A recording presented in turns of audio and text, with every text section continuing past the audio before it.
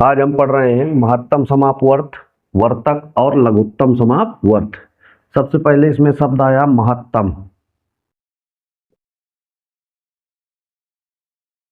फिर आया समापवर्तक।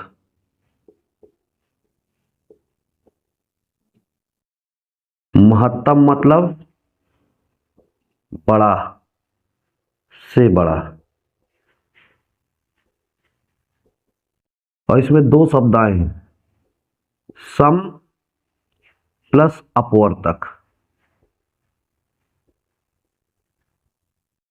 अपवर्तक अपवर्तक माने क्या होता है? सबसे पहले अपवर्तक को जानना जरूरी है। अपवर्तक मतलब होता है गुणक।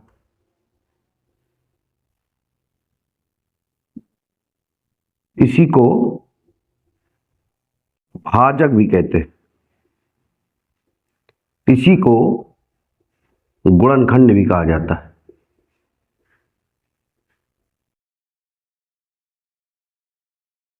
तो सबसे पहले हम जानेंगे अपवर्तक के विषय में। इसे फैक्टर भी कहते हैं।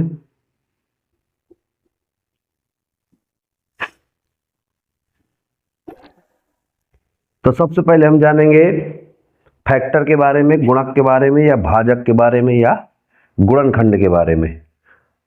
क्या होता है भाई अपवर्तक या गुणनखंड? गुणनखंड पढ़ने से पहले गुणनखंड भी दो प्रकार का, एक अभाज्य गुणनखंड। सबसे पहले आप पढ़ेंगे अभाज्य गुणनखंड।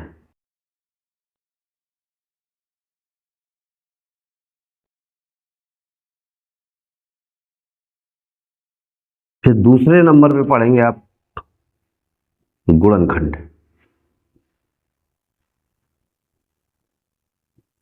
गुणनखंड अर्थात गुणक, या इसी को भाजक भी कहते हैं, या इसी को अपवर्तक भी कहते हैं।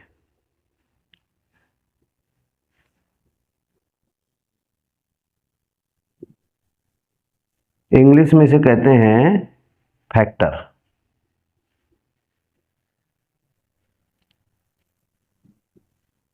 या डिवाइजर।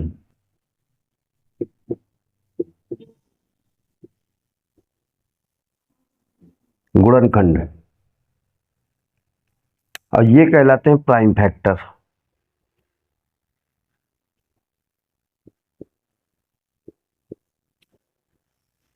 तो अपवर्तक जानने से पहले हमें पढ़ना होगा अभाज्य गुणनखंड, फिर जानेंगे अपवर्तक के विषय में या गुणनखंड के विषय में।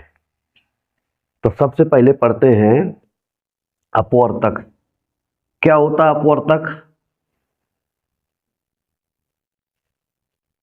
और क्या होते हैं अभाज्य गुणनखंड? अभाज्य गुणनखंड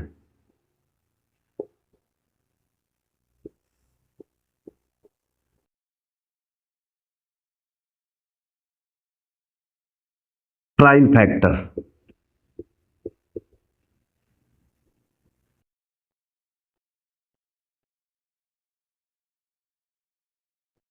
प्राइम फैक्टर, प्राइम फैक्टर होता क्या है? जो जो संख्याएं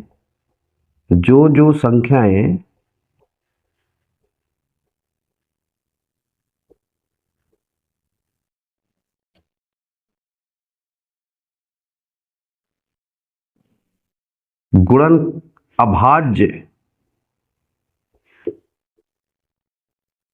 संख्याओं से विभाजित की जाए,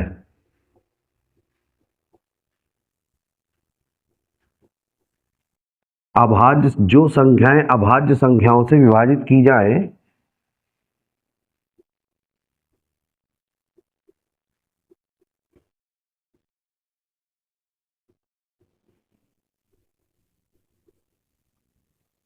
वे संख्याएं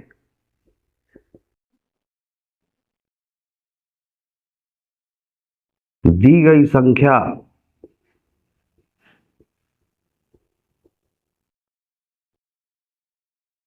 की अभाज्य गुणनखंड कहलाती है।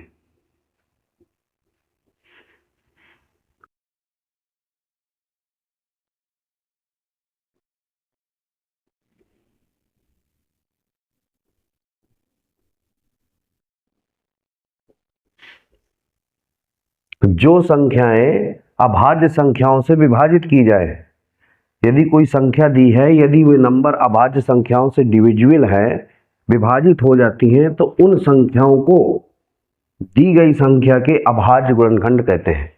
जैसे यदि कहा जाए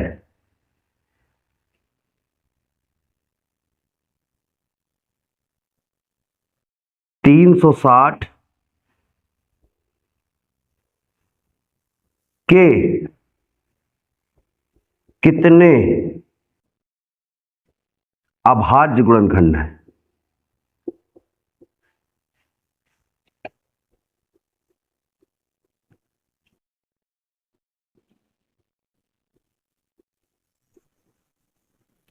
तो 360 के फैक्टर करेंगे। 360 के आप फैक्टर करेंगे, जो जो संख्याएं 360 को विभाजित करेंगी, 2 से काटेंगे, 2 एकम 2, 2 अट्ठे 16, 0, 2 से काटेंगे, 2 नाम 18, 0, 2 से काटेंगे 45, 3 से काटेंगे 15, 3 से काटेंगे 3 पचे 15, 5 एकम 5। ये दो भी अभाज्य, ये भी दो अभाज्य, ये भी दो अभाज्य, 3 अभाज्य, 5 अभाज्य, ये सारे नंबर क्या हैं? अभाज्य नंबर हैं। इसलिए 360 के जो अभाज्य गुणनखंड हुए,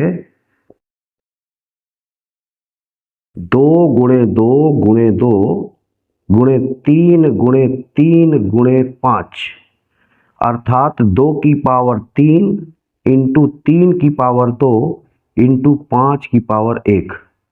तो जो अभाज्य गुणनखंड होंगे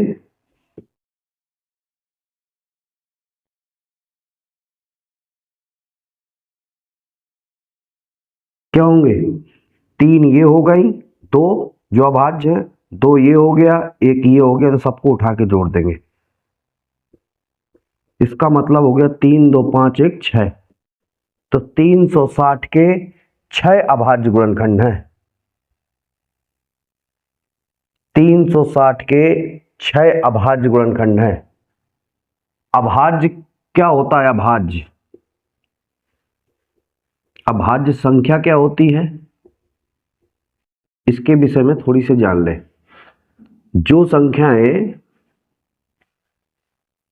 किसी दूसरे नंबर से विभाजित ना हो, जो संख्याएं एक और स्वयं के अलावा किसी दूसरे नंबर से विभाजित ना हो, उन्हें कहते हैं हम अभाज्य संख्या। तो अभाज्य संख्या जैसे 2 3 5 7 11 13 17 19 23, इस तरह ये नंबर कहलाती हैं अभाज्य संख्याएं।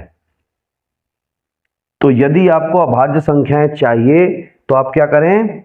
अभाज्य गुणनखंड करें और उन सबको गिन लें। अथवा अभाज्य गुणनखंड बराबर क्या होगा? जो भी अभाज्य संख्याओं की घात आएंगी, घातों का योगफल। यदि शॉर्ट में चाहिए तो अभाज्य संख्याएं क्या होंगी? अभाज्य संख्याएं बन जाएंगी क्या? घातों का योगफल। क्या हो जाएंगी अभाज्य संख्याएं? अभाज्य संख्या बराबर आप निकाल सकते हैं, जब भी आपकी अभाज्य गुणनखंड पूछे तो अभाज्य संख्या जितनी भी आई हैं उनकी घातों का योग कर दे। अभाज्य गुणनखंड इज इक्वल टू घातों का योगफल।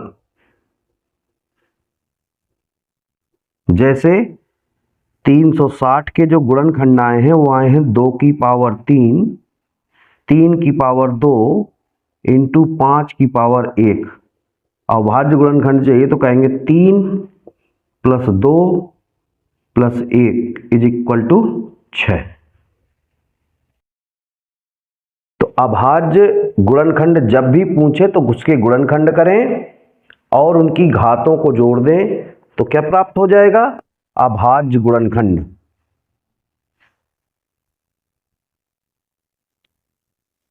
अगला एग्जाम्पल देखते हैं अभाज्य गुणनखंडों का। 240 के कितने अभाज्य गुणनखंड होंगे? जैसे 240 के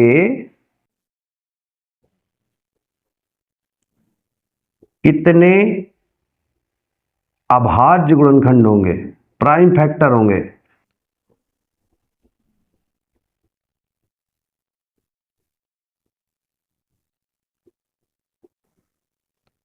तो 240 के आप फैक्टर करें,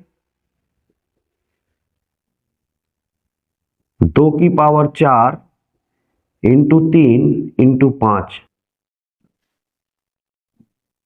बगल में आप कर भी सकते हैं 240 के फैक्टर, 2 एक कम 2, 2 दूनी 4, 0, 2 से काटेंगे 60, 2 से काटेंगे 30, 2 से काटेंगे तो 15, 3 से काटेंगे तो 5 और 5 से काटेंगे तो 1।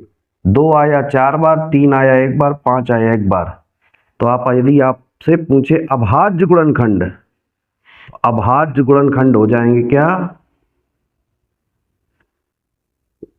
घातों का योगफल 4 + 1 + 1, सम ऑफ पावर 4 + 1 + 1, 4 1 5 1 6, तो टोटल अभाज्य गुणनखंड कितने हुए, 6।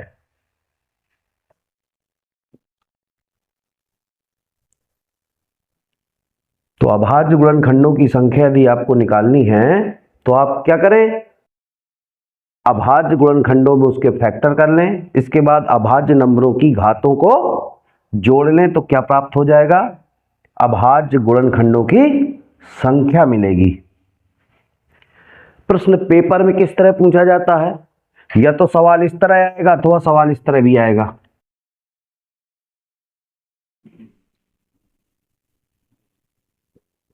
पंद्रह की पावर 25 गुणे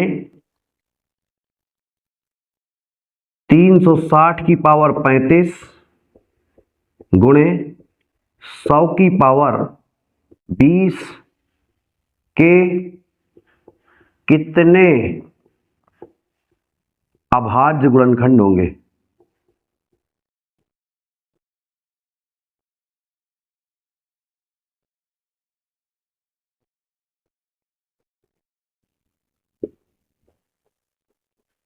इस तरह का प्रश्न पूछा जाता है, 15 की पावर 25, 360 की पावर 35 और 100 की पावर 20 के कितने अभाज्य। तो प्रत्येक नंबर को पहले अभाज्य गुणनखंड में चेंज करें। सबसे पहला काम है प्रत्येक नंबर को अभाज्य गुणनखंड में चेंज करें। 15 अभाज्य नहीं है क्योंकि ये 3 से डिविजिबल है, 5 से डिविजिबल है। 36 भी अभाज्य नहीं है, 100 भी अभाज्य नहीं। तो पहले इन्हें बदले किस रूप में, अभाज्य गुणनखंड के रूप में। तो बदलते हैं भाई, 15 के अभाज्य गुणनखंड कितने हुए, 3 गुणे 5 की पावर 25। इसको लिख सकते हैं हम 2 की पावर 3, 3 की पावर 2, 5 की पावर 1 की होल पावर 35। 100 को लिख सकते हैं हम 2 की पावर 2 इंटू 5 की पावर 2 की पावर 20। अब इस घात को सबके साथ अलग अलग कर ले तो क्या हो जाएगा, 3 की पावर 25, 5 की पावर 25, 2 की पावर 35 तिया 105, 3 की पावर 35 दूनी 70, 5 की पावर 35 इंटू 2 की पावर 40 और 20 दूनी 40 अर्थात 5 की पावर 40। अभी मैंने आपको बताया कि अभाज्य गुणनखंडों की संख्या दी चाहिए तो घातों का योगफल,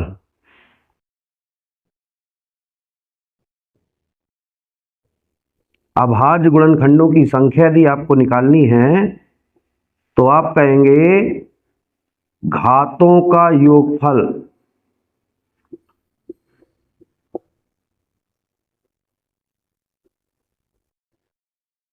सम ऑफ पावर,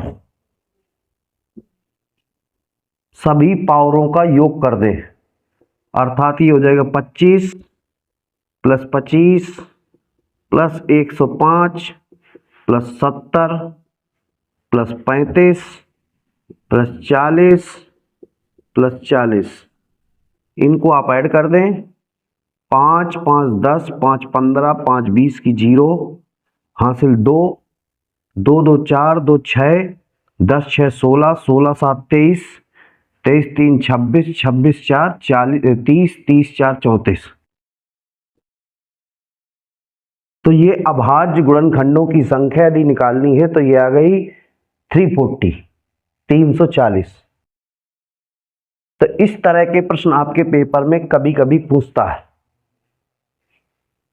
अभाज्य गुणनखंडों की संख्या। तो अभाज्य गुणनखंडों की संख्या याद रखनी है क्या? घातों का योगफल। जो भी पावर अभाज्य नंबरों की आएगी उनको आप ऐड कर देंगे तो आपको मिल जाएगा अभाज्य गुणनखंड। अभाज्य गुणनखंड से अन्य प्रश्न भी बनते हैं, जिस तरह से आपसे कहेगा सम अभाज्य गुणनखंडों की संख्या क्या होगी। सम अभाज्य गुणनखंडों की संख्या, सम अभाज्य गुणनखंडों की संख्या।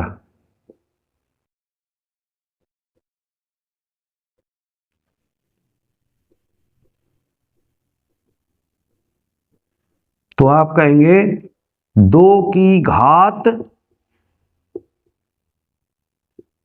की संख्या। 2 में जो भी पावर होगी वो लिख देंगे, अथवा 2 की घातों का योग। हमें सम चाहिए, अभाज्य नंबर सम केवल 2 ही होता है, इसलिए कहेंगे 2 की घात की संख्या।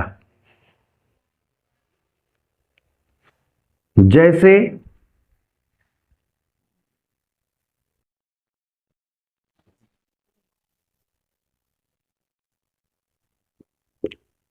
100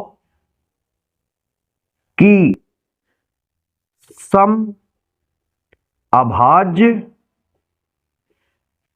गुणनखंडों की संख्या क्या होगी?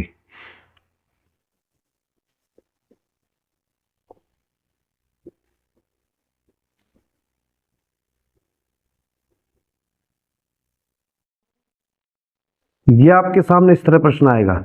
हमें क्या चाहिए? सम अभाज्य गुणनखंडों की संख्या। तो 100 के तुरंत फैक्टर करेंगे, 100 के अभाज्य गुणनखंड करेंगे तो कहेंगे 2 की पावर 2 इंटू 5 की पावर 2। 100 के गुणनखंड इस तरह आप करें, अभाज्य नंबरों से डिविजिबल करें। 2 पंचे 10, 2 से 2 दूनी 4, 2 पंचे 10, 5 से कटेगा 5 पंचे 25, 5 एकम 5, तो ये बना 2 की पावर 2, 5 की पावर 2। अब आपको चाहिए यदि अभाज्य गुणनखंड केवल, तो मैंने अभी थोड़ी देर पहले वाला बताया, अभाज्य गुणनखंडों की संख्या क्या होती है? अभाज्य गुणनखंडों की संख्या होती है, यदि केवल अभाज्य गुणनखंडों की संख्या पूछेगा तो आप कहेंगे घातों का योगफल। यदि तो आप कहेंगे 2 + 2, घातों का योगफल 2 + 2 हो जाएगा 4। लेकिन यदि आपसे पूछ ले सम अभाज्य गुणनखंडों की संख्या,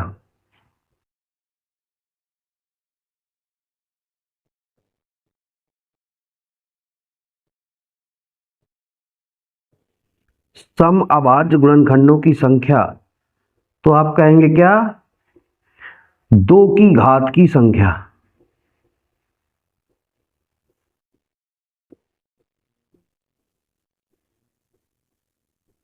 दो की घात की संख्या कितनी है आपकी? 2, तो इसलिए आंसर हो गया 2। तो पहला प्रश्न आपसे पूछ सकता है कि अभाज्य गुणनखंडों की संख्या क्या होगी, तो आप कहेंगे सम ऑफ पावर्स, घातों का योगफल। अगर पूछ ले समअभाज्य गुणनखंडों की संख्या तो कहेंगे 2 की घात की संख्या।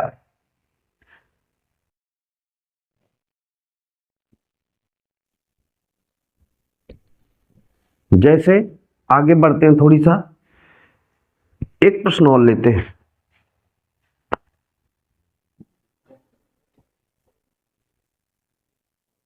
35 की पावर 50 60 की पावर 45 गुणे 75 की पावर 20 की सम अभाज्य गुणनखंडों की संख्या।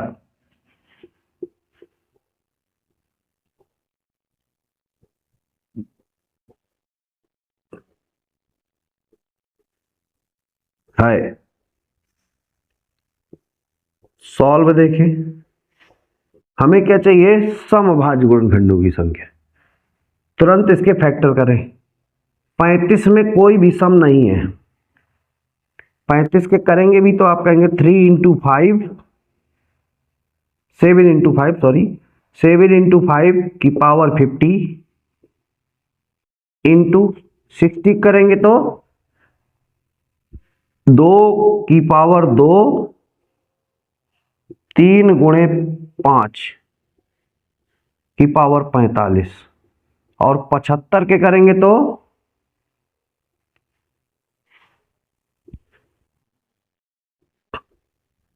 20।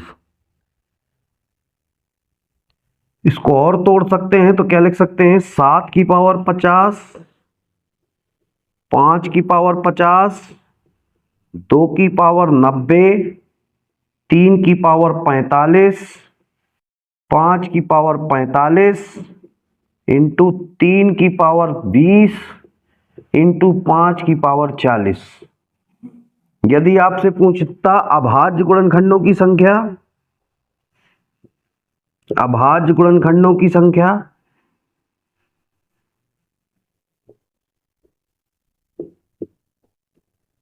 अभाज्य गुणनखंडों की संख्या, तो आप कहेंगे सभी घातों का योगफल। तो सबको उठा के जोड़ देंगे, 50 plus 50 plus 90 plus 45 plus 45 plus 20 plus 40। तो आप कहेंगे 5 5 10 की 0 हासिल 1 6 6 5 11 11 9 20 20 4 24 24 4 28 28 4 32 32 2 34 340। तो ये आ जाएगी अभाज्य गुण। यदि आपसे पूछ ले समअभाज्य गुणनखंडों की संख्या,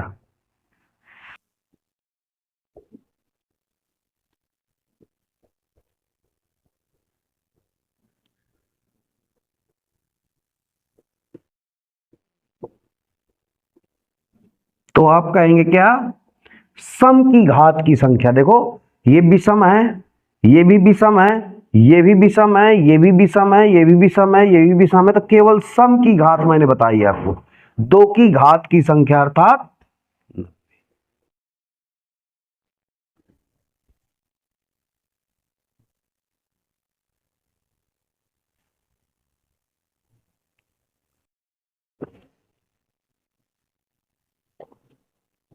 लास्ट है इसका अभाज्य गुणनखंडों का तीसरा प्रश्न जो बनता है,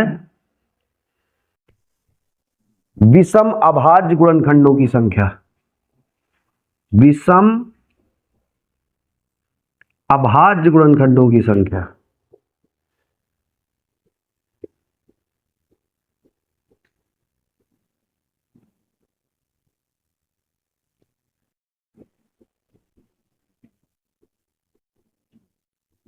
तो आपने इवन नंबर पढ़ लिए हैं, अब आप पढ़ने odd, prime factor of odd number, विषम अभाज्य गुणनखंडों की संख्या क्या होती है भाई। तो विषम अभाज्य गुणनखंडों की संख्या में सम संख्या हट जाएगी, अर्थात 2 हट जाएगी, बाकी नंबर क्या हो जाएंगे। तो आप कहेंगे विषम अभाज्य गुणनखंडों की घातों का योगफल विषम अभाज्य केवल देखना है आपको, सम अभाज्य हट जाएगी।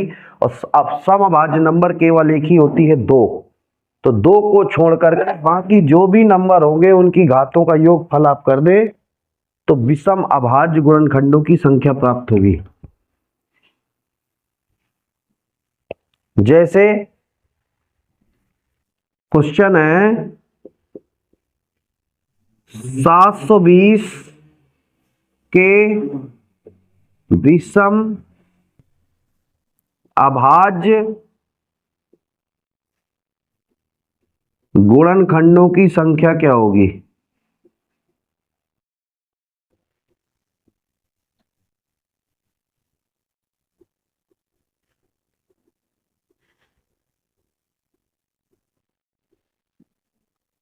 सात सौ बीस के विषम अभाज्य गुणनखंडों की संख्या क्या होगी?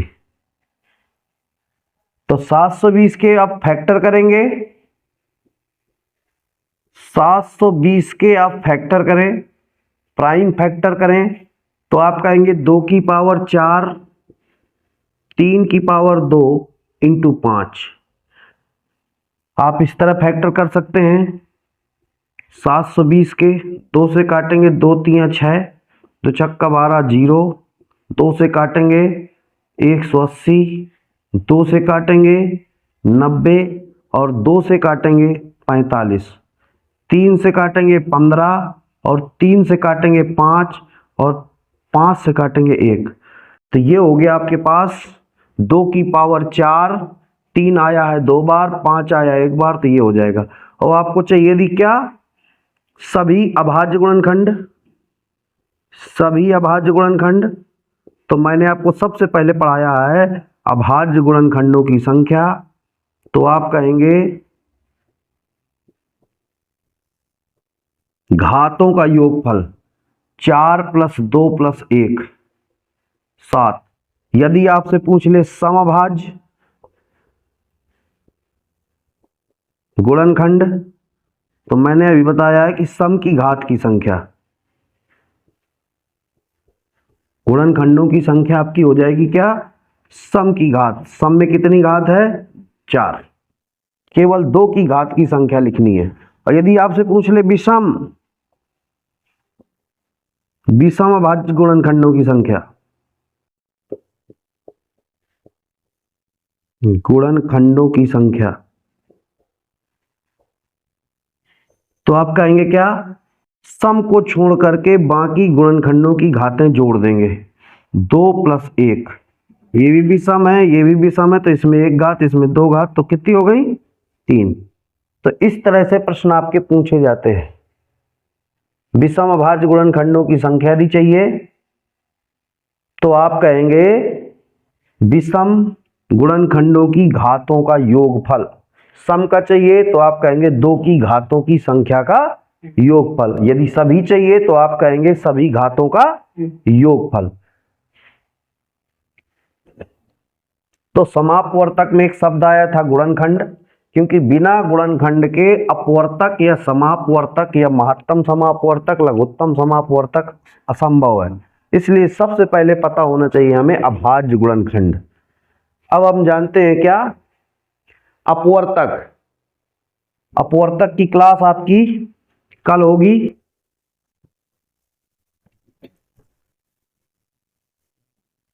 लेकिन अपवर्तक को थोड़ी सा जान लें। अपवर्तक या इसी को कहते हैं आप गुणनखंड। इसी का दूसरा नाम भी है गुणक। इसका चौथा नाम भी है, इसे भाजक भी कहते हैं। और इन सबको बोलते हैं फैक्टर। वो थे प्राइम फैक्टर, ये है फैक्टर, या इसी को कहते हैं डिवाइजर। क्या होता है अपवर्तक? थोड़ी सा जानते हैं इसके बारे में। वे संख्याएं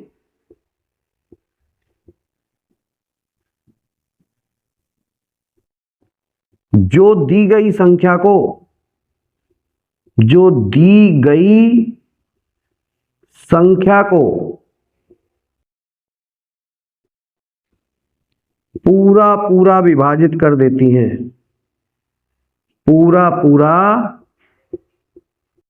विभाजित कर देती हैं।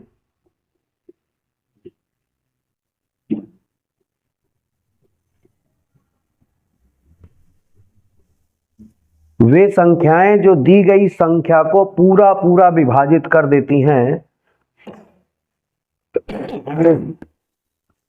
वे संख्याएं जो दी गई संख्या को पूरा पूरा विभाजित कर देती हैं, उन्हें दी हुई संख्याओं का अपवर्तक या गुणनखंड या गुणक या भाजक या फैक्टर या डिवाइजर कहते हैं। जैसे 100 के कितने गुणनखंड होंगे?